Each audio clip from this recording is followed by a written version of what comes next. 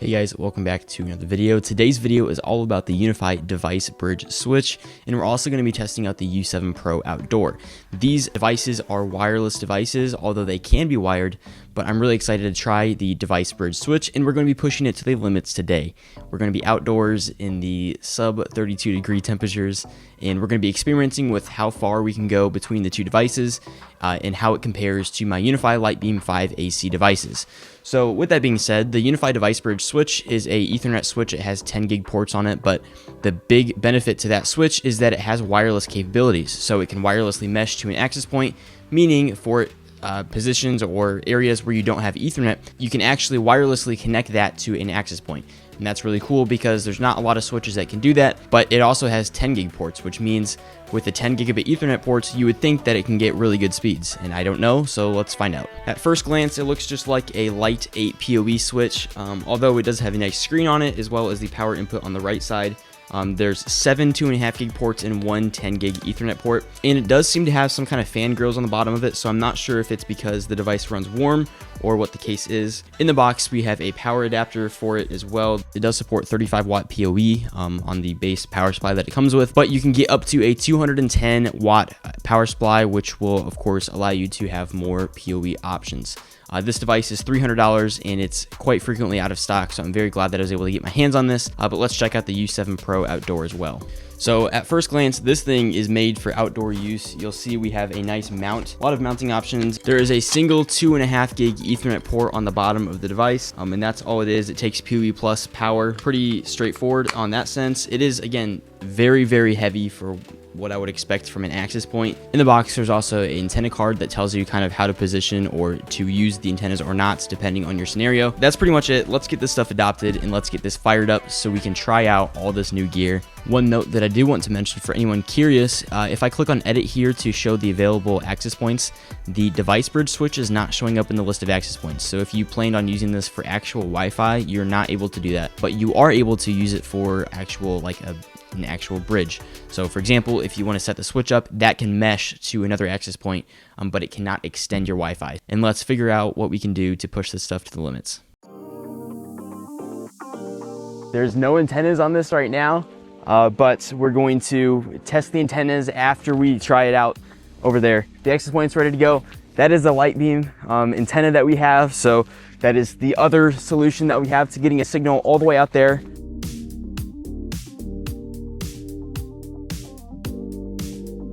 I'm inside because I really do not want to get outside of this thing at the moment, but we are connected to the switch. My iPad has an IP address, so I'm going to pull up the speed test, and obviously these are not good conditions right now.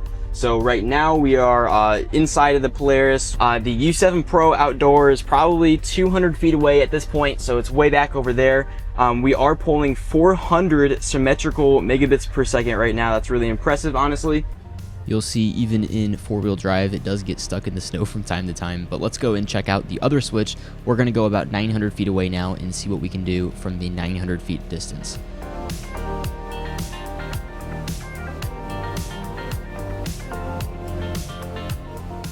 We have the iPad ready to speed test. We are 950 feet away from the U7 Pro Outdoor, and we're going to do a speed test to see if we have any kind of connection at all. And wow, we're getting 400 megabits per second. That's really impressive. In direct line of sight, optimal conditions, everything looks good. On the LiteBeam 5 AC behind me, we are able to get just about 600 megabits per second theoretical, although I've only ever seen up to 500 megabits per second on that device. That being said, over here on these two new Ubiquiti products, we have the Device Bridge Switch as well as the U7 Pro Outdoor. We are able to get just about 400 megabits down and 300 megabits up, which is extremely, extremely impressive in my mind.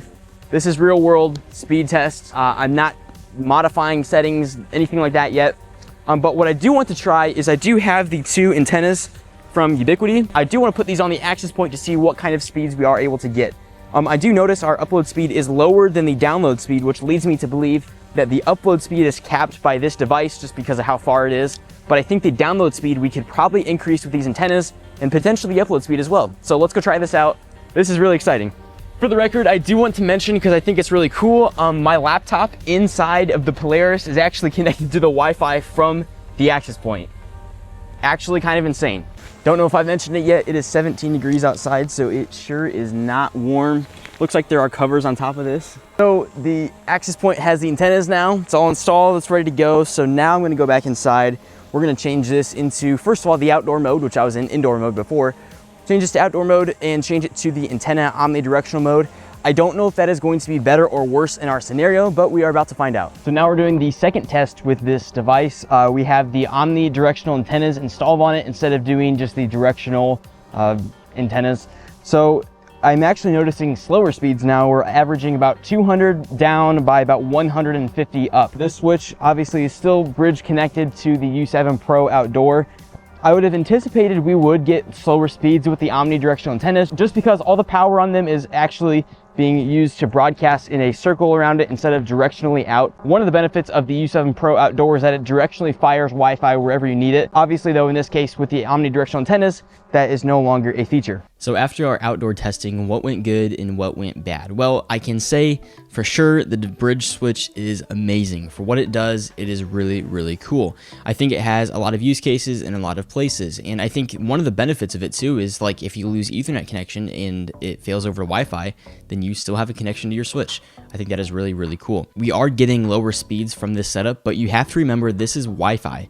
This is 2.4, 5, or 6 gigahertz that it's using instead of like a dedicated radio just for this connection. So this switch is connecting just like any other device theoretically could, albeit with stronger antennas, but it is a Wi-Fi connection. So it's not meant for links where we're going like super far. And Ubiquiti recently released the bridge devices, which are point-to-point devices and specifically made for going longer distances.